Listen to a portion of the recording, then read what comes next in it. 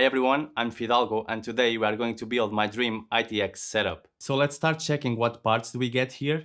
So for the CPU I chose the Intel 10900K and I know the new Ryzen CPUs are out and they're probably better value.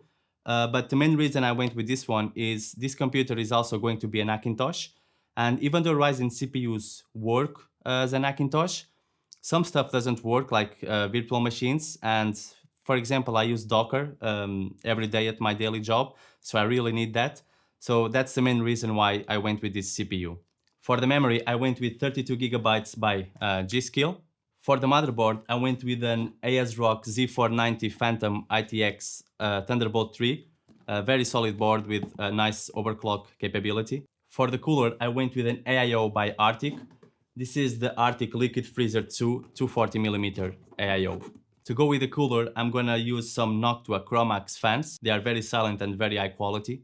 For the power supply, I went with the Corsair SF600. This is a very good power supply, platinum rated, and also has individual slipped cables. And the main piece of the system, the case, this is the Ncase M1, and this is actually the reason why I've been holding back this build for so long, because I wanted to build an ITX system, but I wanted it to be in this case. But this case is expensive, it's $250 I think. But yeah, finally I decided to pull the trigger and bought it. So yeah, now that we have all the parts, let's start building it.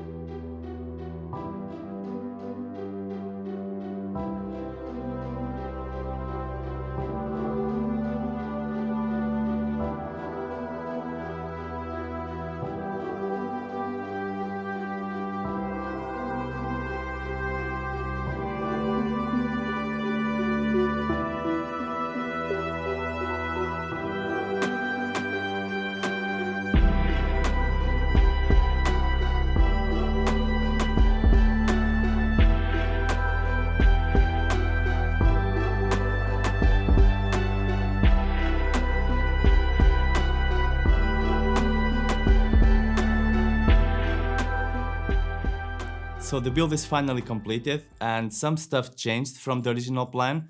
The first thing is I decided to ditch the GPU shrouding. You could see on the footage before that I removed the original cooler from the GPU, and this is because I planned to attach some fans directly onto the cooler. This didn't work quite well, and I suspect that's because this specific GPU, the cooler, it has some grooves, so the fans couldn't sit directly flush against the fins. So I put back the original cooler, and I also added some Noctua slim fans on the bottom, and that allowed to keep the GPU super cool. The second thing I changed was to put the radiator fans as intake. This allows the VRMs to get some airflow and therefore better temperatures. I also wanted this system to be super quiet, and this is how loud it is.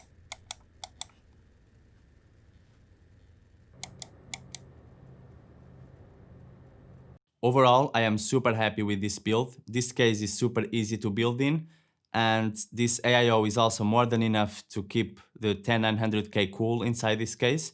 I have the 10 cores overclocked to 5 GHz, and as you can see, the temperatures are fine, even under load. I've been editing some video on this PC and it has been super fast and super reliable. So that's been it for this video. I hope you like this build as much as I do. I also have plans to do my first custom water cooling loop on this case, so definitely subscribe to the channel for that one.